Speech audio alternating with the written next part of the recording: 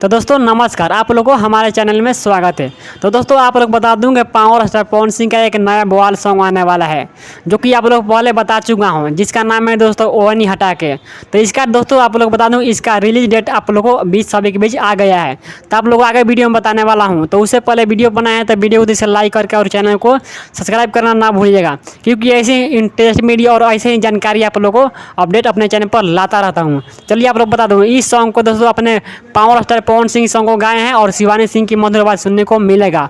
और इस सॉन्ग में फिटिंग की बात करूं तो आप लोगों को पावर स्टार पवन सिंह और शालू सिंह की मधुर एक्टिंग देखने को मिलेगा। और इस सॉन्ग को दोस्तों लिखे हैं सोनू सरगम आरा, और इस सॉन्ग को म्यूजिक से सवार हैं अभिषेक तिवारी, जो कि ये सॉन्ग बहुत बवाल सॉन्ग होने वाला है।